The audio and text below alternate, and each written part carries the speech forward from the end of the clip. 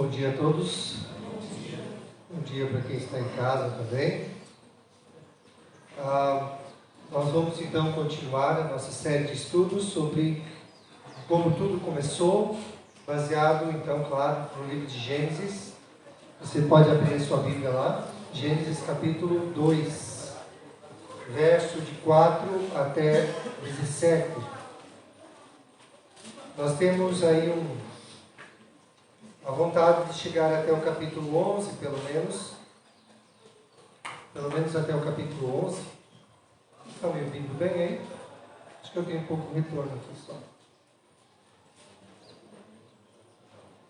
Se quiser, dá para aumentar um pouquinho. Capítulo 2 de Gênesis, verso 4 até o verso 17.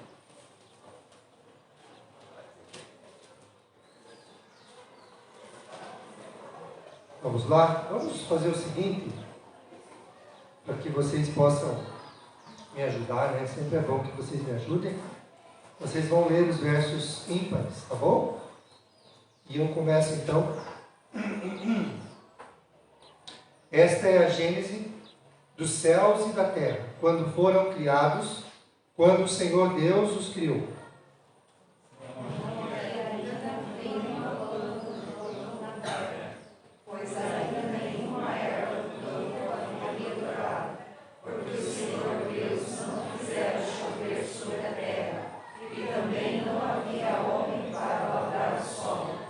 Mas uma neblina subia da terra e regava toda a superfície do solo.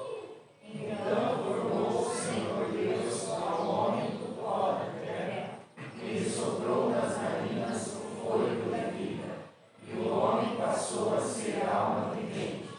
E plantou o Senhor Deus um jardim no Éden, na direção do Oriente, e pôs nele o homem que havia formado.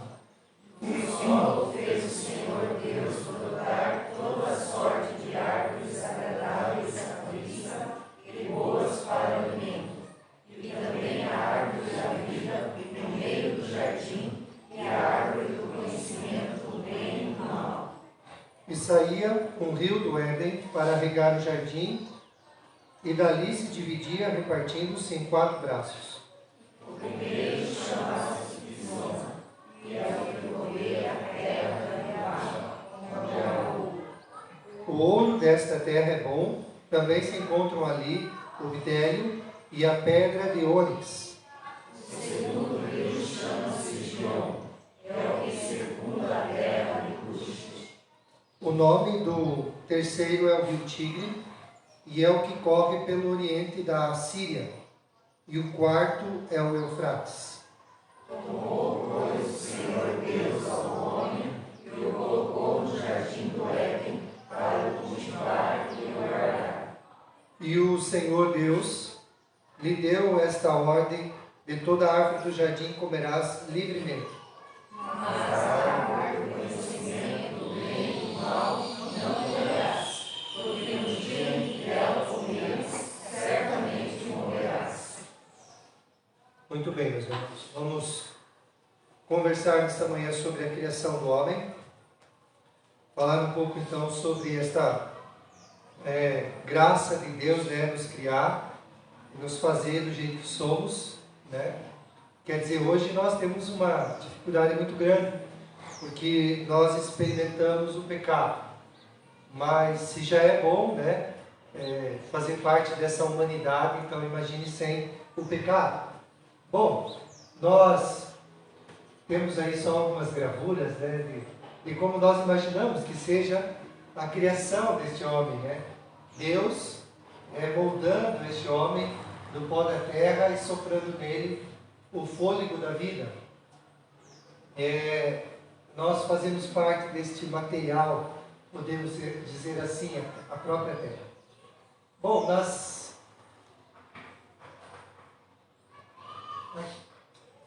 nós vamos então, se Deus quiser, chegar até o capítulo 11. Como a gente já viu, há uma divisão na história em Gênesis, né? Até o capítulo 11, nós temos aí a história de como tudo começou, algumas gerações, e a partir do capítulo 12, então, a história de Abraão. Então nós vamos dividir essa história pelo menos e vamos então até o capítulo 11 para falar de como tudo começou. E nós já escrevemos para vocês que o livro de Gênesis, junto com os outros 4 livros depois dele, fazem parte desses, do que a gente chama de Torá, né? Que são os 5 primeiros livros da Bíblia. Eles foram escritos por Moisés e provavelmente ali na planície, antes de chegar na Terra Prometida. Antes de atravessar o Jordão, você deve se recordar que o povo de Deus saiu do Egito, deveria ter entrado na Terra Prometida por uma abertura que a gente chama de Cades Barnea, que é uma abertura onde alguns dias só de caminhada, podemos dizer até talvez 15 dias, entre o Mar Vermelho, a travessia, e até a chegada desse portal para a Terra Prometida. Mas quando chegaram lá, aconteceu que os espias, os 12 espias enviados, 10 deles retornaram, os 12 retornaram, né? Mas 10 deles disseram, sim, a terra é muito boa, a terra manda leite e mel, há fartura naquela terra. Mas tem um problema, há gigantes lá, há pessoas, há exércitos muito bem formados. Eles têm carros de ferro, carros de guerra, eles são treinados para a batalha. Então todos os Geus lá, os Jebuseus, os Cananeus, todos os Zeus, né, povos que habitavam aquela terra, eram experimentados na batalha. Mas eles ficaram com medo, né? Os 10 espias deram a sua declaração, é verdade, a terra é boa, mas nós não vamos conseguir. Nós não sabemos lutar. Nós éramos escravos no Egito. Então eles disseram, olha, nós não podemos. 2 espias, Josué e Caleb, disseram, nós vamos entrar e vamos possuir essa terra. A terra é nossa, Deus nos deu. E por isso nós podemos entrar sem problema. Deus vai à frente de nós. Mas não escutaram, né? Antes o povo deu ouvidos aos 10, né? E tem um ditado popular que a voz do povo é a voz de Deus. Você já ouviu falar disso, né? Muitas vezes na Bíblia você vai ver que não é assim. É a minoria que está certa, né? Então eles não entraram nesta terra e Deus então disse, eu estou muito triste com esse povo. Eles vão rodear o deserto da Arábia, né? E eles ficaram por 40 anos fazendo isso. Indo de um lado para o outro, aonde Deus dizia para que eles pudessem parar, eles paravam.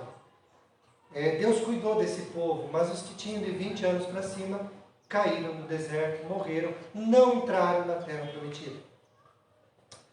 Nesses 40 anos, o povo precisava conhecer quem era Deus. Porque como eles viviam no Egito, já há 400 anos, eles tinham pego praticamente tudo que era daquela nação, seus deuses, né? A cultura egípcia. E eles precisavam tirar isso da sua mente e do seu coração. Então foi nesse tempo que Moisés, provavelmente então antes de entrar na terra prometida, explicou para o povo como tudo começou.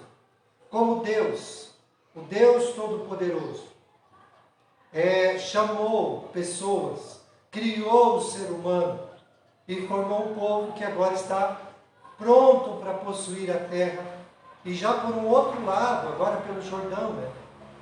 Então eles estão diante desta terra, eles estão olhando para ela e estão aprendendo um pouco mais quem é Deus, para que entrando na terra prometida não se contamine com os deuses daquelas nações.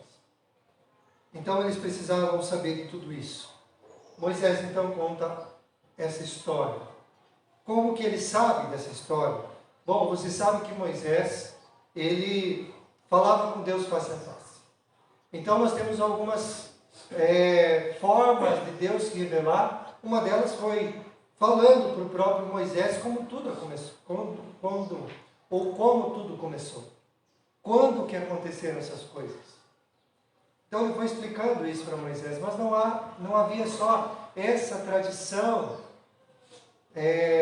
havia também alguma coisa escrita já na época. Havia também a tradição oral, daquilo que era passado de pais para filhos. E então eles vão juntando tudo isso e vão compilar o que nós entendemos hoje como verdade de Deus, como a verdadeira história do começo. Como Deus fez todas as coisas, bem diferente daquilo que você aprende na escola, né? O criacionismo hoje é dificilmente ensinado a não ser em igrejas e algumas escolas confessionais, né? Mas o cristianismo e o criacionismo, ele é de fato a verdade de Deus, como tudo começou. Bom, o que mais? Nós temos também que na semana passada a gente falou então sobre como Deus, depois de ter feito todas as coisas, descansou. E por que ele descansou? Porque ele estava cansado. A ideia que nós temos é essa, que Deus também cansou. Pense, fazer o universo inteiro, né? Não foi fácil, né? Nós hoje sabemos algumas coisas da astronomia, né? E a gente diz, nossa, mas isso é grande demais o universo. Mas o nosso Deus, se nós quiséssemos colocar Deus nesse universo, ele não caberia, de tão grande que ele é, né? Então, assim, o universo é uma forma de Deus, desse nosso Deus, de um jeito extravagante, mas não ruim, de dizer para nós, eu sou poderoso, eu posso todas as coisas. Deus é um Deus grande demais, que criou o universo inteiro para mostrar para você e para mim, que Ele pode todas as coisas.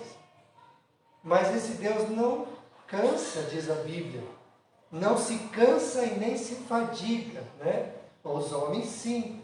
Mas então por que Deus estabeleceu essa questão do descanso?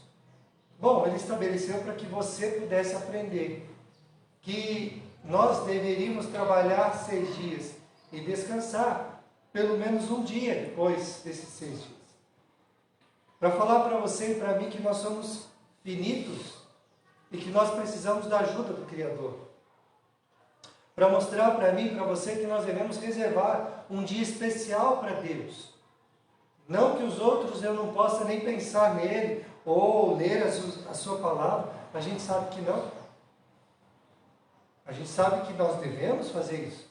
Mas há um dia especial para você se devotar mais a Deus. E esse é o domingo. É o domingo dos cristãos. É aquele na qual Jesus é chamado nas Escrituras de o dia do Senhor, né? No Novo Testamento. É esse dia que o Senhor ressuscitou. É esse dia que o Senhor aparecia para os seus discípulos. Nós, como cristãos, então guardamos o domingo como um dia especial, o dia em que nós nos devotamos mais a Deus. Descansamos dos nossos trabalhos. Mas o mais importante disso, descansamos em Deus. Né? Acho que a última música falou disso, né? Sobre descansar. Você e eu cansamos, essa vida traz canseira. Por isso Jesus diz assim, vinde a mim, todos que estão cansados, sobrecarregados, eu vou aliviar vocês. Eu vou dar para vocês um fardo que é leve. E eu tomarei de vocês esse peso e sobrepeso que é tão pesado e vocês não conseguem carregar. Quando Deus estabelece o descanso, Ele também diz para mim e para você, descanse em mim. Eu posso aliviar a sua canseira. Eu posso cuidar de você. Bom, nós então, isso foi na semana passada. Hoje vamos falar sobre essa criação do homem. Não que já não tenha sido falado sobre isso. Porque no 6º dia já foi dito que o homem, como coroa da criação, foi feito. Hoje nós vamos falar sobre detalhes, né? E o capítulo 2 é uma preparação para falar daquilo que acontece no capítulo 3. Né? Nós dizemos que o capítulo 1, 2 e 3 de Gênesis, se você estudar esses três, você vai saber praticamente de tudo da Bíblia.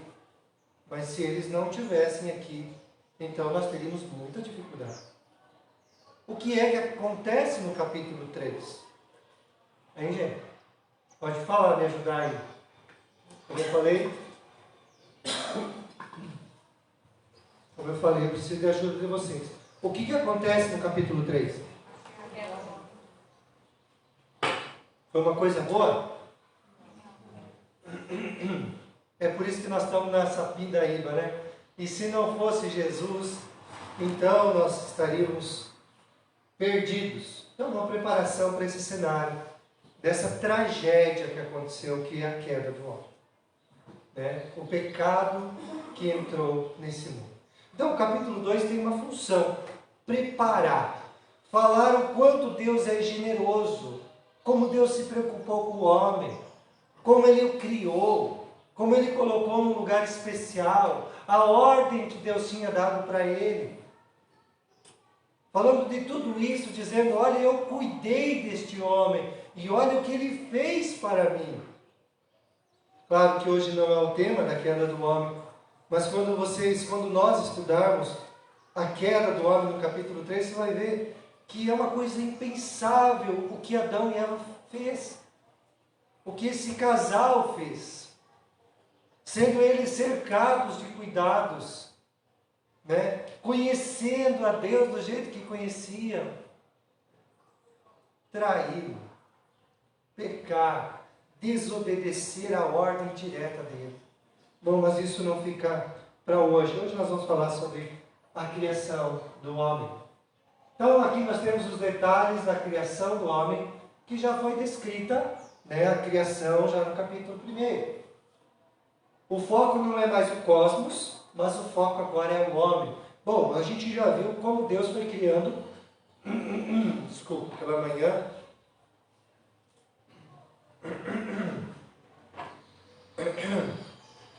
Amanhã a garganta vai. O foco então não é mais o cosmos, como tudo foi criado, mas esses detalhes da criação desse personagem que deu origem, né? Que depois dele veio toda a raça humana, os nossos primeiros pais.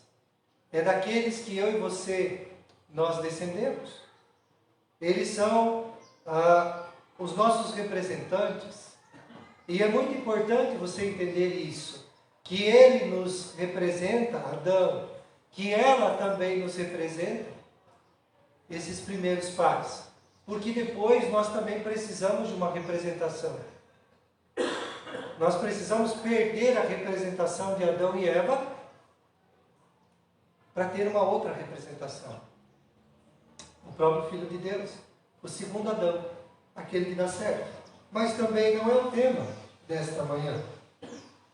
Então há uma divisão aqui do verso 4 até o verso 17.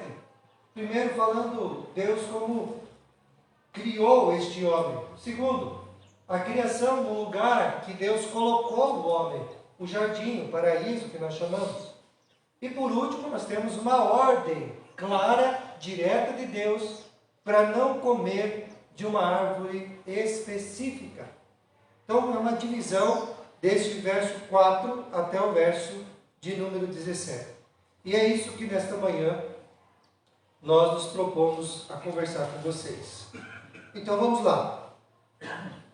Primeira parte está aí do verso 4 ao verso 16. Ao verso 7. Esta é a gênese dos céus e da terra, quando foram criados, quando o Senhor Deus os criou. Não havia ainda nenhuma planta no campo, na terra, pois ainda nenhuma erva do campo havia brotado, porque o Senhor Deus não fizera chover sobre a terra, e também não havia homem para lavrar o solo, mas uma neblina da terra subia da terra e regava toda a superfície do solo.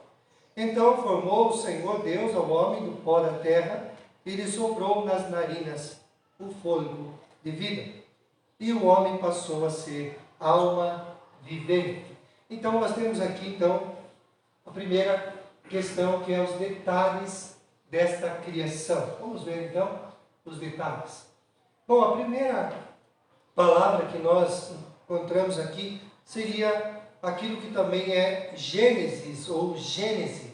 E aqui essa palavra está mais relacionada com da onde que veio este homem, né? A criação do homem. Se Gênesis é o começo de toda a criação, então a Gênese é o começo de uma criação,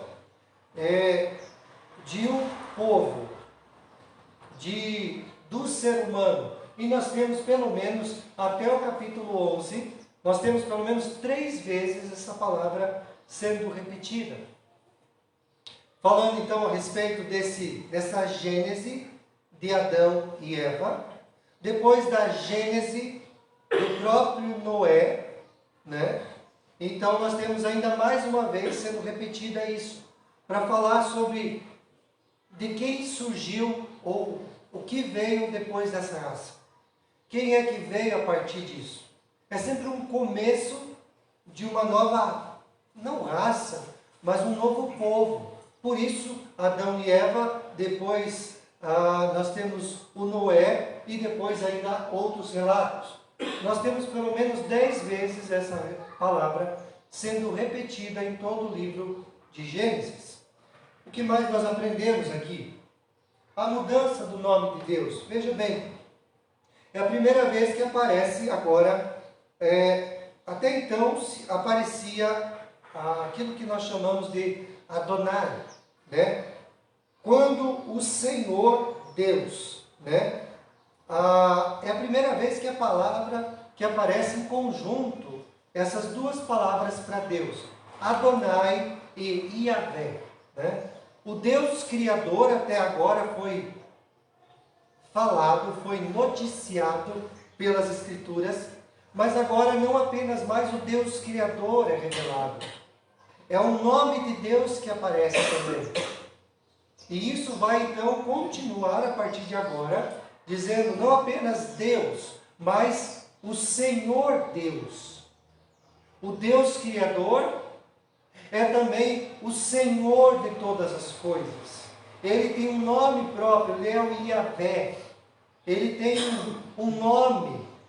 Esse Senhor Deus é que agora vai dar detalhes sobre a criação do homem.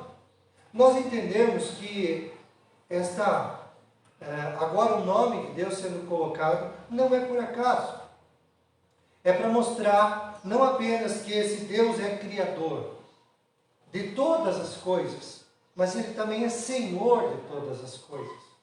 Então nós temos aí esta expressão, Senhor Deus, e isso vai continuar nos outros capítulos. Como estava essa terra? Bom, o texto vai dizer, não havia nenhuma planta no campo, na terra, pois ainda nenhuma erva do campo havia brotado, porque o Senhor Deus não fizera chover sobre a terra.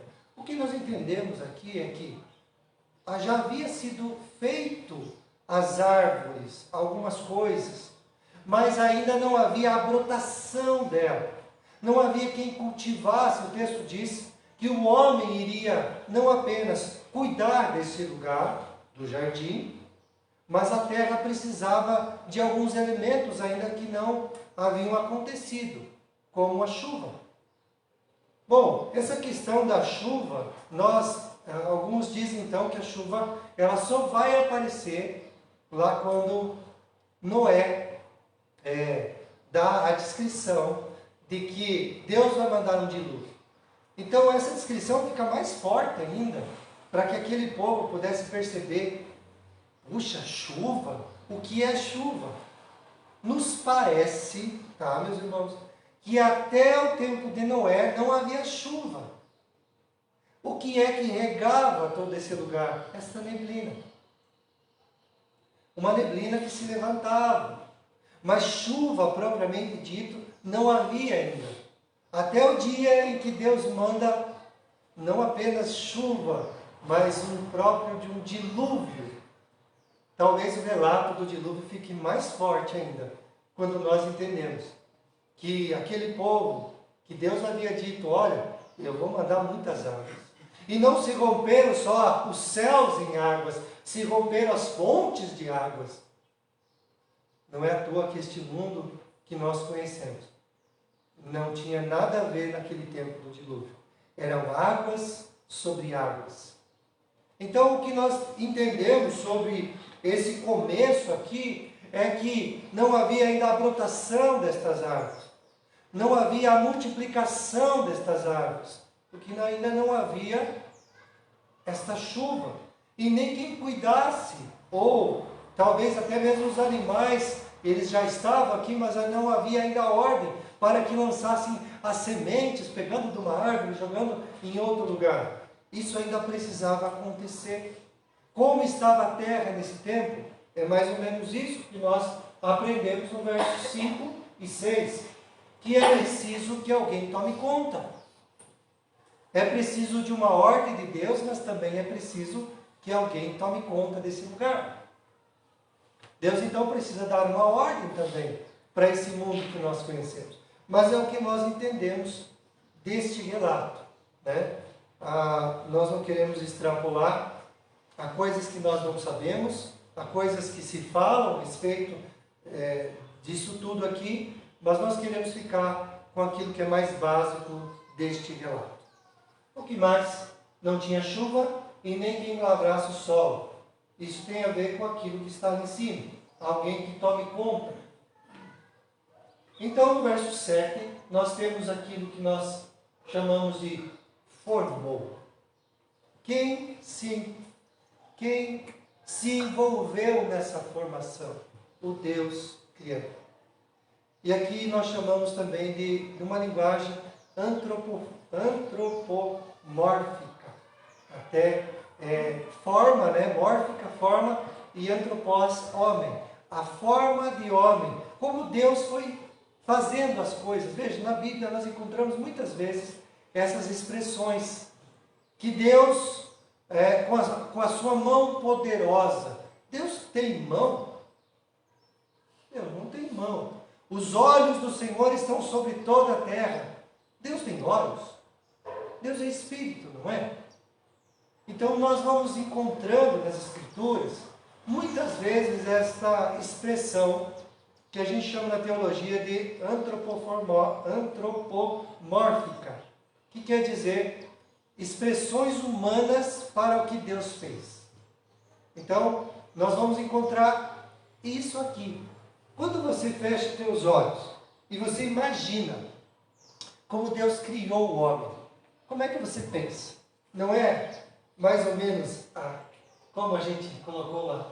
Deixa eu voltar um pouquinho naquela imagem. Assim, Deus pegando barro, formando cabeça, nariz, tronco, membros, cada particularidade desse corpo, Deus se envolvendo nessa criação. Não é assim que você pensa? Então essa é a linguagem de Gênesis. Um Deus que se envolve nessa criação pessoalmente, e a ideia é essa mesmo. Como é que as coisas foram feitas antes disso? Como? Só Deus falando, né? E uma coisa muito interessante, né? Quando a gente pensa, né, na criação, a gente vê o Deus triuno se envolvendo. Deus falando. A palavra de Deus é o próprio Cristo. E o Espírito Santo que pairava por sobre as águas. Toda essa triunidade de Deus se envolvendo na criação. Mas todas as coisas que foram feitas no universo, na terra, as árvores, as rochas, o universo, os planetas, Deus falava. Mas como acontece agora com o homem? Deus se envolve. Veja como a criação do homem é diferente de tudo o que havia sido feito até agora. Você não acha isso legal? Deus se envolver com a criação de algo. Antes ele só haja. E diz a Bíblia, houve. Mas agora é diferente. Deus diz, eu vou fazer. Façamos, ele diz, o homem, a nossa imagem e semelhança. Vamos fazer, ele diz. Quem estava ali? O Pai, o Filho e o Espírito Santo. Os três formando este homem. Vamos passar, vamos voltar lá.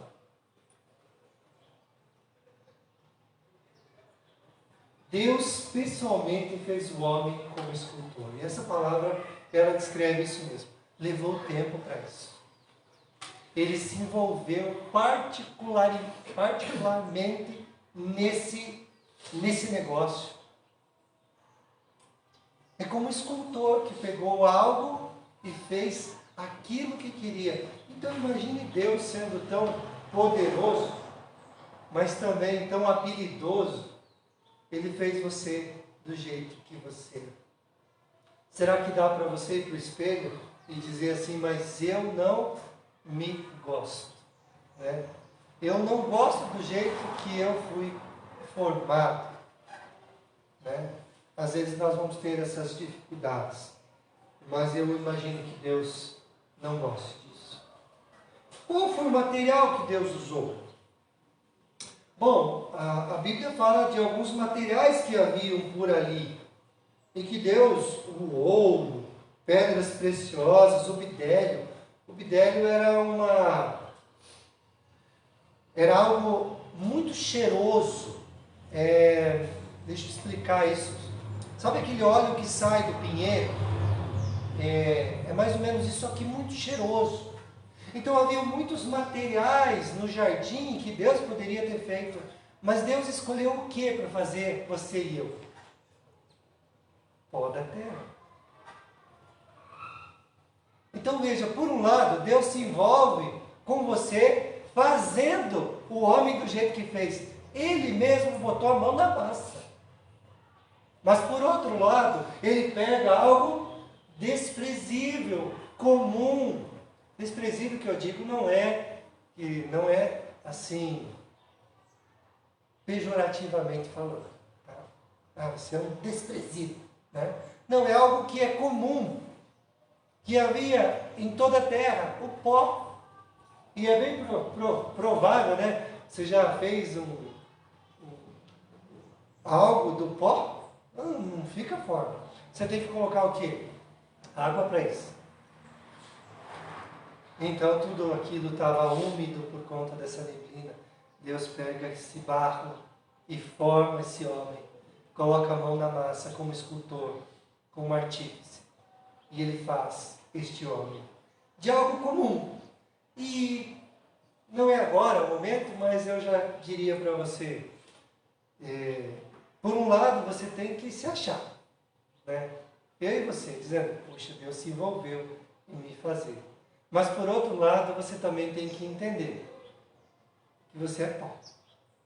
Você é feito da terra, de um material comum.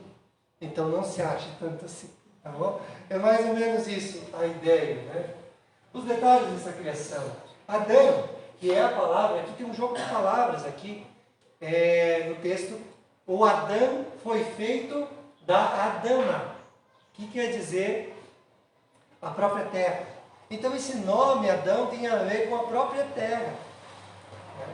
Então é um jogo de palavras quando é dito que ele é feito do pó da terra, para explicar que nós viemos, os elementos que há no nosso corpo estão na terra. Nós fazemos parte disso. E eu gosto muito de uma expressão que uma vez eu ouvi. Todos nós entendemos que este jardim que estava no Oriente, daqui a pouco a gente vai falar um pouquinho sobre a localização, desse jardim.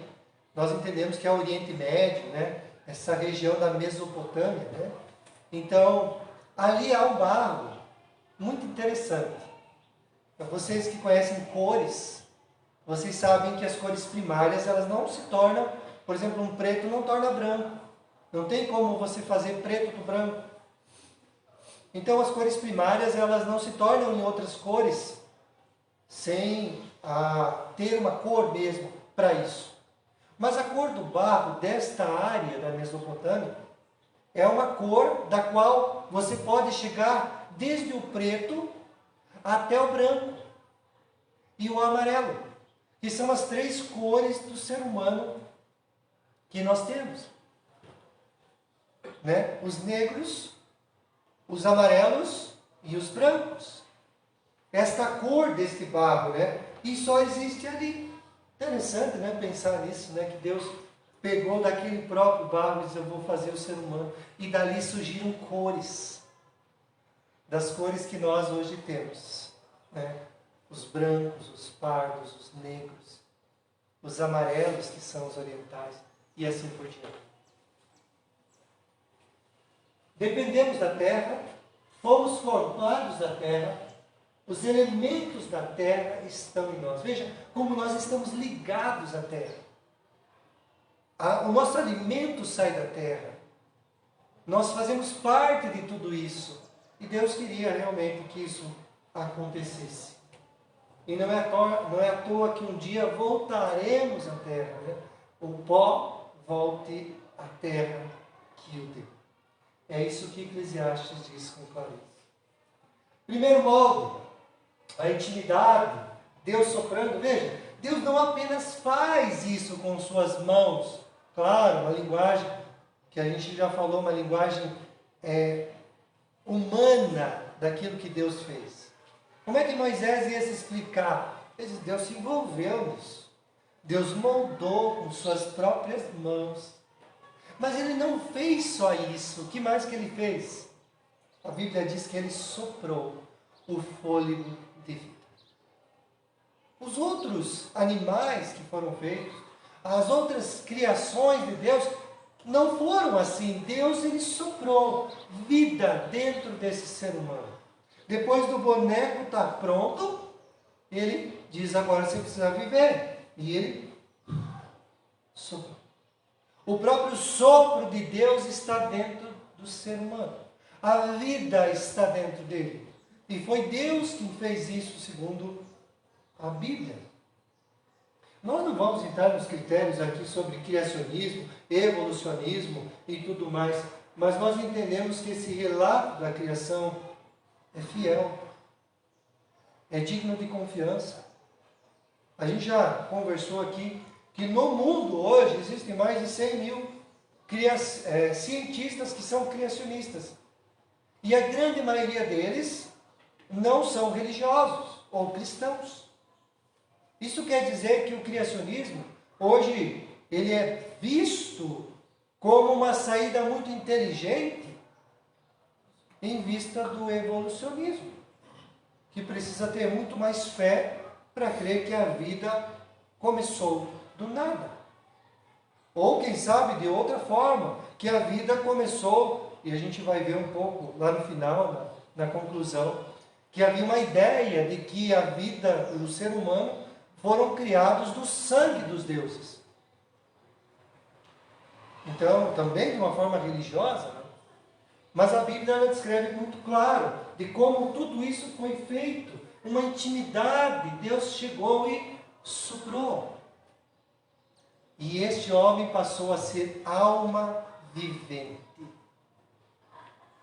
Eu queria já fazer aqui um paralelo, uma colocação a respeito do que você é em Cristo. As Escrituras dizem que em Cristo você não é mais apenas alma vivente, você é espírito vivificante. Há um upgrade, né, que a gente chama. Você não é mais um ser humano normal, você agora tem o espírito vivificante de Deus dentro de você. Só quem está em Cristo.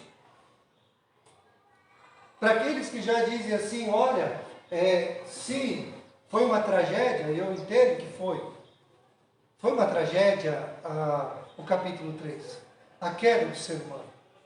Mas se o homem não tivesse caído também, e se Deus novamente não se envolvesse com intimidade, mandando o seu próprio filho vir a esse mundo, e dando a vida por ele para torná-lo, ele não apenas alma vivente, mas Espírito vivificante.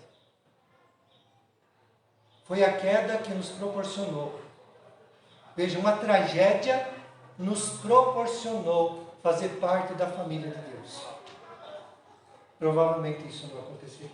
Apenas criação de criaturas para filhos. Foi isso que Deus, pela sua misericórdia, fez comigo e fez com você. Todos aqueles que creem em Jesus. Alma vivente. No sopro a imagem e também a semelhança de Deus. Nós já falamos, não fui eu que falei, foi o Alex. Mas eu acho que ele já explicou para vocês que não é física. Até porque Deus não tem corpo. Como é que Deus colocaria a imagem física dele num homem se ele não tem corpo? É a imagem de atributos. É a semelhança de como Deus é. Deus, o nosso Deus é um Deus que pensa. Colocou em você essa qualidade de pensar, de raciocinar, de buscar soluções. O nosso Deus é um Deus que se comunica, colocou a comunicação no ser humano. O nosso Deus é um Deus que tem emoções e colocou as emoções dentro de você. São vários atributos de Deus que foram colocados, até mesmo a eternidade. Deus é um Deus eterno. Claro, tanto para trás como para frente, se é que a gente pode falar isso, né? Ele sempre existiu, agora o ser humano, ele passa a existir e existirá para sempre. Então é isso que a Bíblia explica como esse sopro de Deus, a imagem de Deus e semelhança de atributos nesse ser humano que foi colocado. Agora nós passamos para a questão da criação do jardim. Verso de número 8, diz o texto que plantou o Senhor Deus no jardim, no Éden, na direção do Oriente, e pôs nele o homem que havia formado. Do solo fez o Senhor brotar toda sorte de árvores agradáveis à vista e boas para o alimento. E também a árvore da vida, no meio do jardim, e a árvore do conhecimento do bem e do mal. E aí o verso 10 vai falar sobre os rios e aonde ficava, né, este lugar. Bom, então vamos ver um pouquinho. Éden. Bom, o Éden, nós sabemos que foi um lugar específico, que houve mesmo, não é apenas uma lenda, né? Um lugar onde se imaginava, quem sabe nem ficava na terra, ficava, quem sabe, para cima das nuvens. Alguns têm até umas ideias assim, né? Ou, quem sabe, para baixo da terra, né? Sei lá. Não, esse lugar, ele aconteceu mesmo, ele existiu. O Éden é aquilo que depois nós chamamos também de paraíso. É um belo jardim. Se a terra já era maravilhosa, o jardim era ainda melhor, mais bonito, e havia muitas coisas. Então, o que nós entendemos? Uma região perdida no oriente da terra de Canaã. Então, imagine que Moisés está falando para o povo, e a base dele é as planícies da entrada para Canaã. Então ele diz, aonde que era esse lugar para aquele povo que estava escutando o discurso dele? Ao oriente, ele diz. Essa é a base. E aonde fica o oriente desse lugar? Claro, a Mesopotâmia. Mais ou menos o que é o Iraque hoje. Essa era a região que ele estava se referindo. O que havia neste lugar? Veja, a abundância das coisas que havia. 3 tipos de árvore. Primeiro, a diversidade de árvores frutíferas, boas, alimento para eles podiam pegar desses frutos maravilhosos. Você que hoje, né, hoje nós temos uma diversidade tão grande de frutas, né? Não havia isso lá no meu tempo, assim, de adolescente. Havia o que a gente tinha por aqui, né? Mas tantas frutas hoje você tem, vai no mercado, e você vê aquela diversidade. Isso sem falar que no nosso Brasil tem coisas assim ainda mais e melhores. Quando você vai para o Nordeste, você vai para o Centro-Oeste, ou você vai para o Norte. Quantas frutas que nós não temos acesso aqui ia lá. Então imagine no mundo. Melhores do que elas são hoje. Porque você sabe que a terra se tornou maldita por conta do pecado. E até as árvores e seus frutos sofrem com isso. Então, quanta coisa boa! Deus colocou essa diversidade de alimentos para esse ser humano. Uma quantidade enorme de frutos maravilhosos. De frutos assim, gostosos. O texto também diz que no meio foi colocado a árvore da vida. E essa árvore da vida, entendemos nós, que ela dava vida ou ela fazia a continuação da vida. É uma das árvores que também é repetida lá no livro do Apocalipse. Essa árvore da vida, eles se alimentavam dela. E isso ou dava continuidade à vida desse ser humano, ou gerava a própria vida. Então nós não sabemos muito bem sobre a árvore da vida, mas ela estava nesse lugar no jardim, no meio dela, com um significado para falar com esse Deus, que ele é o Deus da provisão, a provisão da vida, não apenas daquilo que você precisa para se alimentar, mas da própria vida.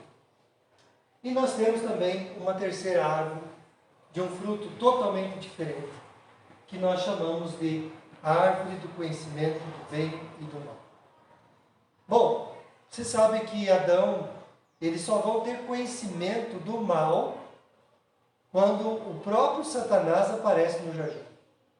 O conhecimento deles, era apenas do bem. Por quê? Porque eles conheciam Deus. Era Deus que vinha todas as vezes na viração do dia conversar com esse homem e mostrar o que é ser bom, o que é o bem. Eles não tinham conhecimento do mal. Ela era uma árvore apenas, não que ela proporcionasse, mas havia ali uma questão: se obedecesse, continuaria apenas a entender o que é o bem. Conheceriam sempre o que é o bem e não o mal. Então é uma árvore, nós não sabemos que tipo de fruto ela dá. Alguns já disseram que ela era uma macieira.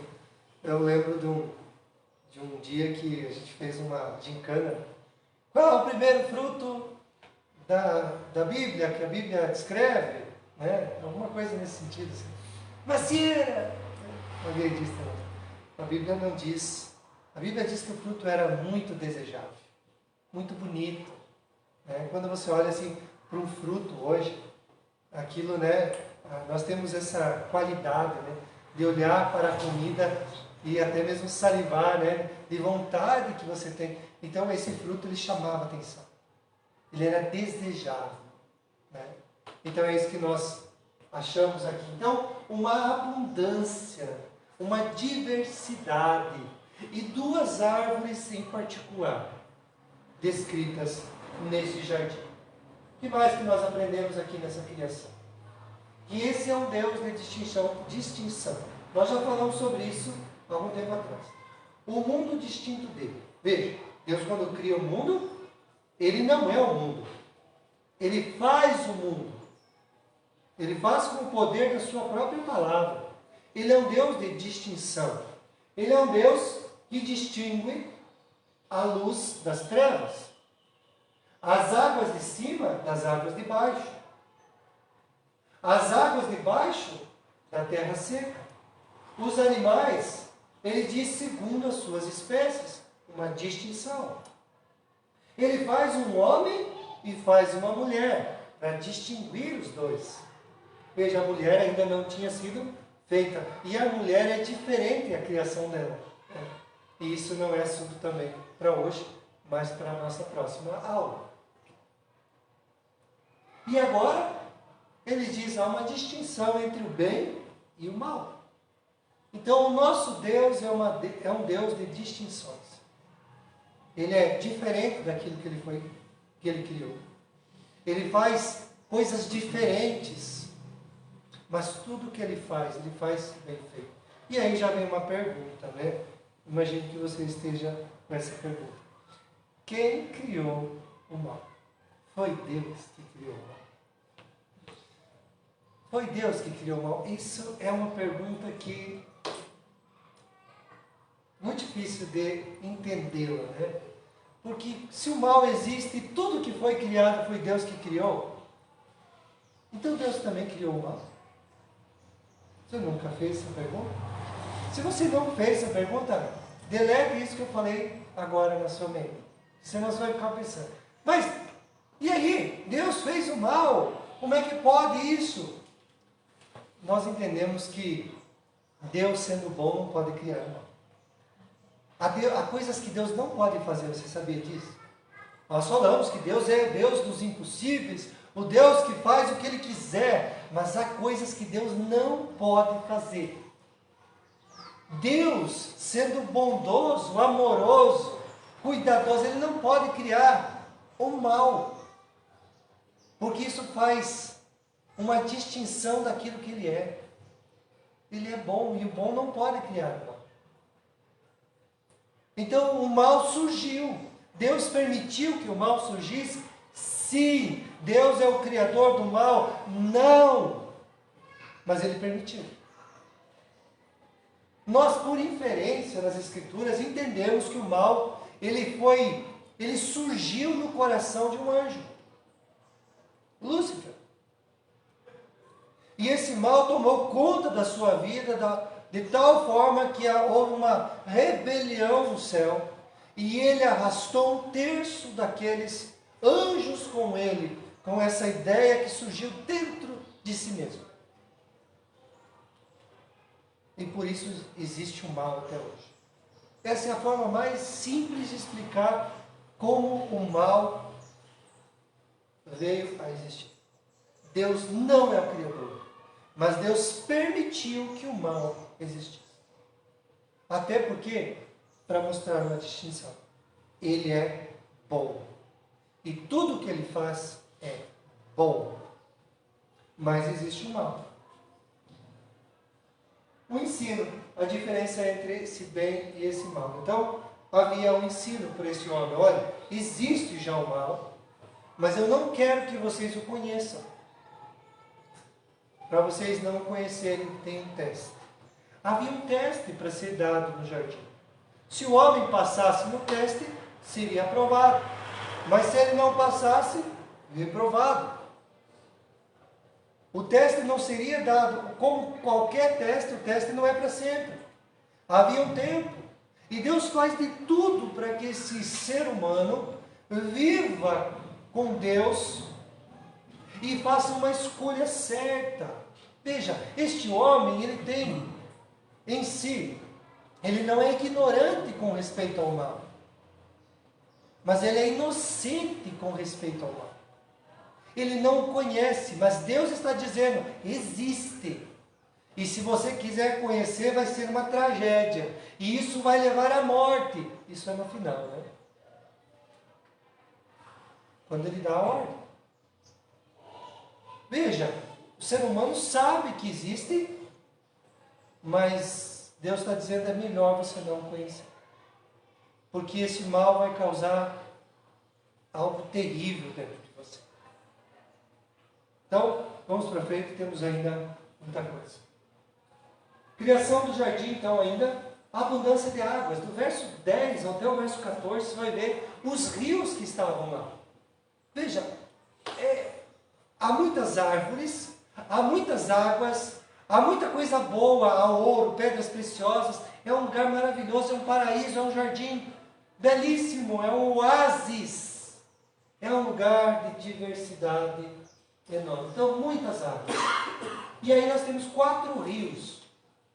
E é por causa delas que nós entendemos desses 2 rios, o Tigre e o Eufrates,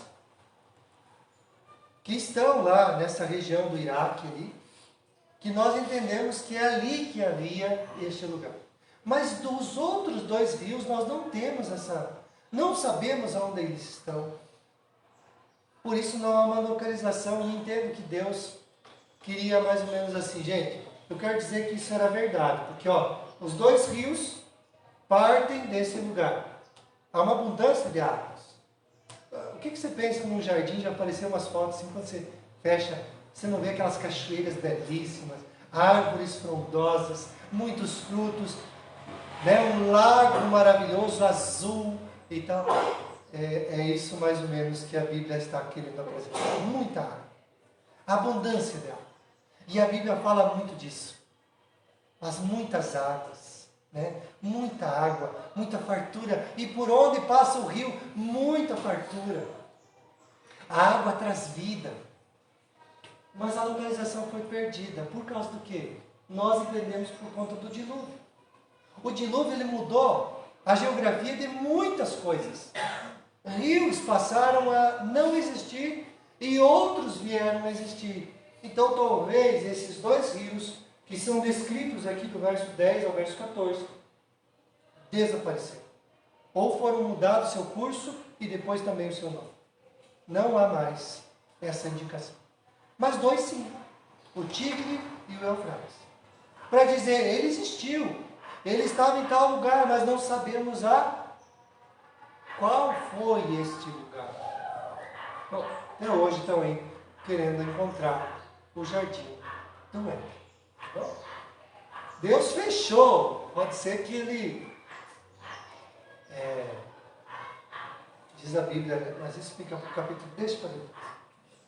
Deus criou então um paraíso, um local irrigado, cheio de árvores, pedras preciosas.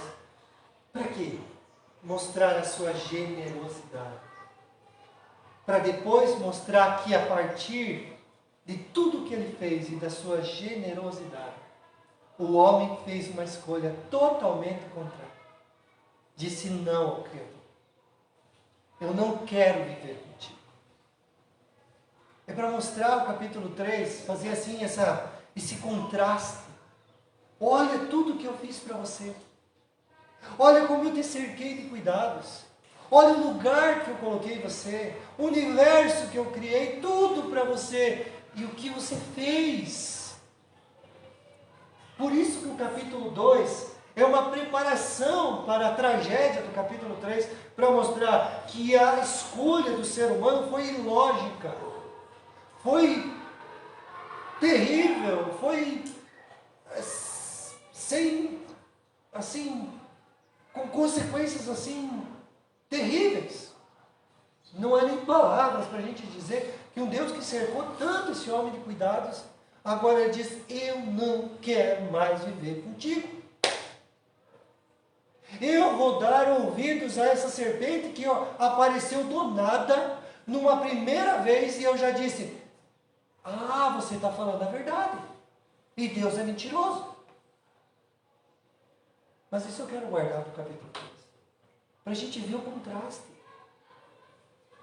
O capítulo 2 está dizendo, eu te cerquei de cuidados. Mas olha a escolha que tu fez. E por último, então, a ordem de Deus. Do verso 15 ao verso 17, nós temos esta ordem. Diz o texto. Tomou, pois, o Senhor Deus o homem e colocou. Veja, nós temos aqui uma situação. O homem foi colocado, o homem não foi feito no jardim. O homem foi colocado no jardim. Ele foi feito fora do jardim, com o barro, com o pó da terra, e aí ele foi transportado para um lugar que nós conhecemos. Então, ele não é aquele, tipo assim, por que depois ele é expulso? Porque ele não é um cidadão nato do jardim. Ele não possuía o jardim. O jardim foi feito para ele. E por isso também o jardim é o lugar da sua expulsão. Ele não pode dizer que aquele lugar, ele nasceu lá, por isso pertence a ele. Não, ele não nasceu ali. Ele foi colocado ali. Que mais, gente? Trazido e expulso. A razão da sua existência eram duas. Primeiro, cultivar. Lembrem que Deus estava dizendo o seguinte, olha, você vai ter um trabalho. Você tem que cultivar esse jardim. Você vai cuidar dele. E não apenas cuidar, você vai guardar. Você vai guardar para que talvez animais não entrem ali e façam bagunça. Você vai ter que cuidar e guardar. Havia uma ordem do próprio Deus. Você não foi colocado para ficar de perna para cima, os animais te servirem, né? E alguma coisa assim. Não, você vai trabalhar. O trabalho, então, sempre foi ligado ao homem antes do pecado. E eu sempre digo nesta passagem aqui que quando você no domingo à noite lembra que vai ter que trabalhar na segunda-feira e você fala assim, mas se eu pudesse, pegava quem inventou esse trabalho. Né? Lembre que você vai estar dizendo assim que é Deus. Foi Deus que inventou o trabalho. Por isso o trabalho dignifica o ser humano. Por isso trabalhar faz bem para mim e para você. Alguns dizem, não faz bem. Mas a Bíblia diz, faz bem. Fique tranquilo. Ensine seus filhos a trabalhar. Deus inventou o trabalho e deu ao homem como propósito. Há um propósito no trabalho. E não apenas ter mais, mas ter um propósito, uma dignidade. Paulo diz assim, que se não trabalhar, também não coma. Quem não quer trabalhar, também não coma. Essa é uma boa frase para você falar para a piazada dentro de casa. Né? Não vai trabalhar, não vai comer. Então, também está errado esse negócio dos presos, né? Quer comer, tem que trabalhar aqui dentro. Deixar eles só pensando como vão serrar as grades, como vão fazer os próximos crimes. Não! Existe um propósito. A ordem de Deus, a abundância das águas. Já falamos. Uma missão, mas também uma ordem. Então, existe uma missão, cultivar e guardar. Não coma da árvore do conhecimento do bem e do mal. Sem explicações. Deus não dá explicações porque eles não podem comer. Deus só diz, tem muitas árvores, não tem? Tem. Muita coisa. Mas eu vou proibir você de uma.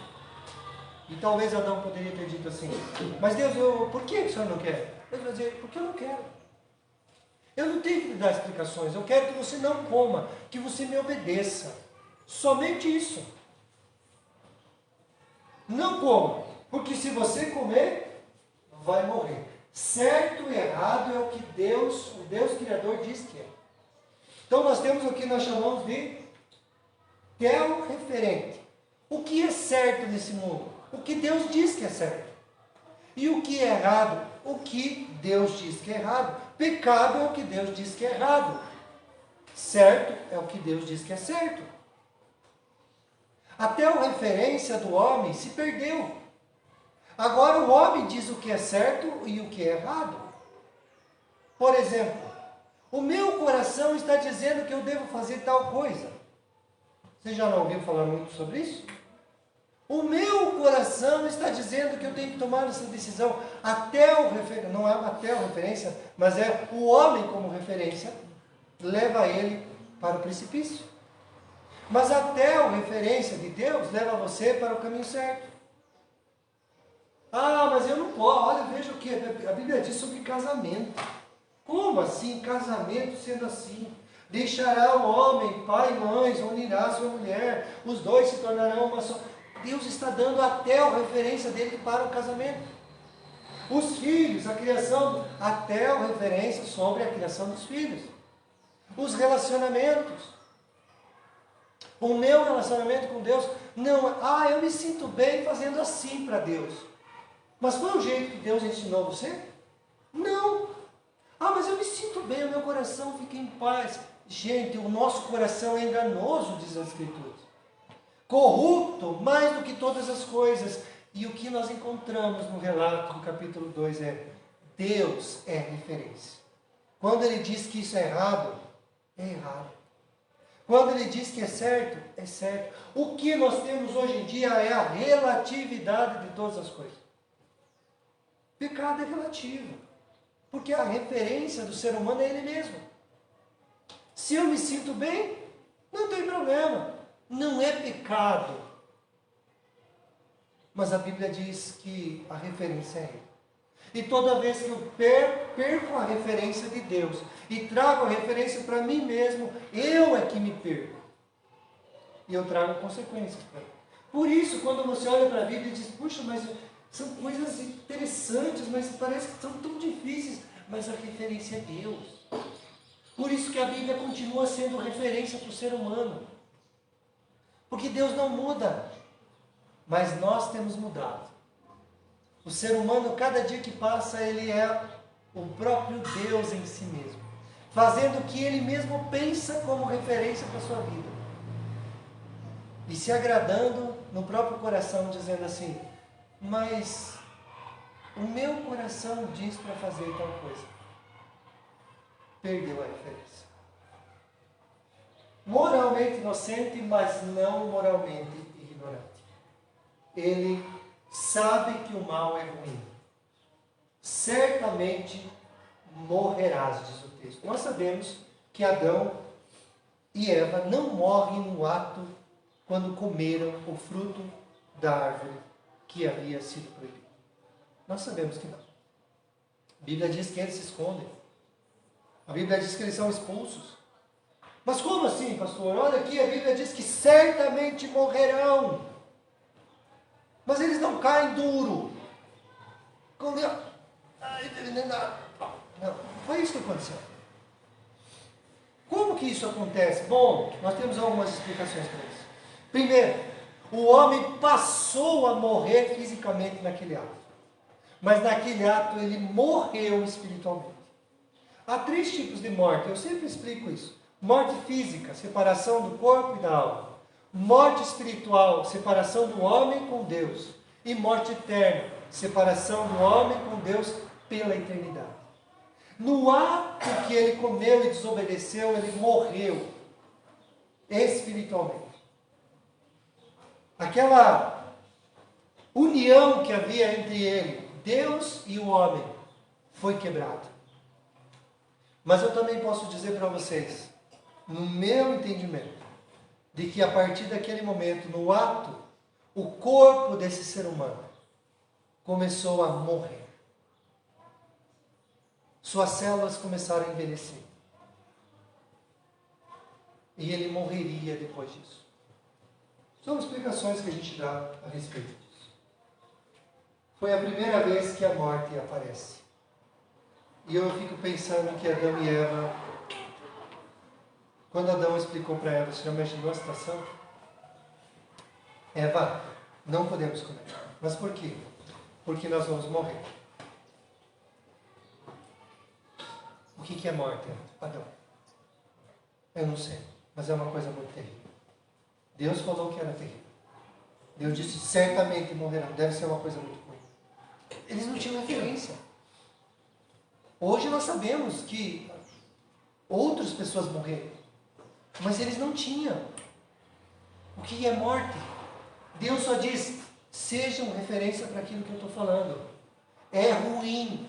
Vocês não vão querer isso para vocês. É a primeira vez que a morte aparece.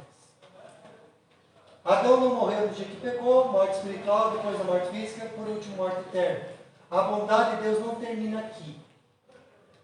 A mulher seria feita depois. Viu, homens? A bondade de Deus não termina, as mulheres foram feitas. Tá? Então fique bem alegre com a tua esposa, com as tuas filhas, tá? Não fique dizendo assim, mas Deus criou essas. Não, é o ato da bondade de Deus para um homem, criar uma mulher. Pode falar isso, a primeira vez que teu marido brigar com você, diga assim, eu sou o ato da bondade de Deus para você. Pode falar, não tem problema. Conclusão, esse relato não é uma lenda nenhuma. Pastor, isso aqui foi falado para que as pessoas pudessem ter uma ideia, né? Não, gente. Nós entendemos que o que aconteceu no ato da criação, e como a Bíblia diz, é fato e não mito. É verdade e não uma lenda. Porque se for uma lenda ou um mito, tudo que vem depois se perde. O próprio Jesus cita, Paulo cita, lá em 1 Coríntios, não vai dar para ler hoje, 44, 47, falando a respeito da criação, de como tudo foi feito. Se for um mito, nós perdemos tudo. Adão é o representante de todos. Se for um mito, ele não é mais representante, você não é mais culpado, mas também tem outra questão. Cristo não é mais o teu representante e você também não será mais salvo. Tem que cuidar com esse negócio de dizer assim, mas eu não estava lá, e o Adão que é o culpado, tudo bem. Então, se Adão é só ele o culpado, e não a sua geração, e o pecado que vai passando de geração em geração, então também Cristo não é o teu representante. Porque você precisa de um representante. Ou é Cristo, ou é Adão. Tem que pensar nisso. O homem não é Deus, mas ele tem valor. Esse relato fala disso. O homem foi feito do pó da terra. Reveja como você pensa de si mesmo. Ele não foi feito do sangue dos deuses. Ele foi feito do pó da terra. Mas Deus se envolveu em tudo isso. Você tem valor, mas lembre de onde você saiu. É muito importante. Lembre de onde você saiu. Deus se envolve nesse projeto de diferente das outras criações. E por último, Ele pode escolher este homem. Lembre que ele não é ignorante com respeito ao mal, mas ele é inocente até aqui. Tá? Ele podia escolher. Ele tinha o livre-arbítrio. Nós não vamos falar disso hoje, mas ele tinha o livre-arbítrio, que isso se perdeu. Ninguém mais tem livre-arbítrio. Não pense você hoje, as pessoas têm livre-arbítrio para fazer. Não, não tem. A Bíblia diz que todos perderam o livre-arbítrio. Só Adão e Eva tiveram. Adão e Eva tinham a qualidade de poder escolher algo sem nenhuma pressão, sem nenhuma inclinação, sem um pré-requisito para nada. Quando eles escolheram, por isso eles se tornam tão culpados, porque quando escolheram desta forma, com a qualidade de poder dizer não. Eu não tenho inclinação para isso, eu vou dizer não. Hoje você tem um pecado dentro de você. E por isso o pecado é tão gostoso. Porque a tua carne diz para você pecar. Você tem uma inclinação dentro de você para fazer o que é mal, errado, perverso. Por isso você precisa tirar o coração de pedra e colocar o coração de carne. Se já há uma luta em Cristo Jesus dentro de nós, imagina aquele que está no mundo inclinado para fazer tudo o que é ruim e não buscar a Deus. Mas esse é o relato da criação. Hoje nós ficamos por aqui. Na semana que vem nós vamos continuar, tá bom, meus irmãos? Nós estamos com o prazo encerrado aqui, não vai dar para vocês fazer perguntas. E se perguntasse também você responder, então tudo bem. Vamos ficar em pé? Encerrar essa escola musical. Quero agradecer para o Senhor por esta manhã, por cada vida, cada irmão, irmã. Hoje aprendemos, Senhor, que o Senhor se envolveu na nossa criação. O Senhor colocou o teu sopro dentro de nós. O Senhor nos moldou como um barro é moldado. Deus, nós glorificamos o teu nome por isso. O Senhor nos fez diferente de tudo o que foi feito. Mas também o Senhor nos mostrou que nós não somos nada. O material que nós fomos feitos é o mais comum, o mais desprezível, para mostrar a Deus que nós temos que olhar para dentro de nós e ver que não há nada em nós, mas há tudo no Senhor. E por isso glorificamos o teu nome também. Obrigado, Deus, pelo relato da tua palavra, dizendo que tudo que o Senhor criou é verdade. E a tua palavra é a verdade.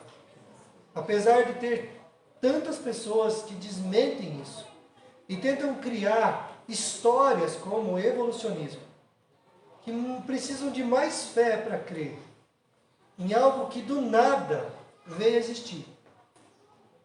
E as possibilidades tão escassas para isso. Hoje nós temos um relato tão fidedigno, tão confiável que é a Tua palavra, que possamos ficar com ela. E entender, Deus, que todas as decisões da nossa vida precisam ser pautadas na referência de Deus. Deus sendo referente. Como eu devo trabalhar, onde eu devo trabalhar, com quem devo me casar, quem deve ser os meus sócios, com quem eu devo me relacionar. Tudo a palavra do Senhor diz. Que o Senhor seja referência e não eu. Mesmo quando tudo me pareça ser o contrário. Mas que a referência seja o Senhor e a Tua palavra. Ajuda-nos a fazer isso. E nos abençoe como igreja. Em nome de Jesus. Amém. Deus abençoe, meus irmãos, até a noite. Hoje vai estar o seminarista Naamã pregando aqui. Quero convidar todos vocês para vir, tá bom? Deus abençoe.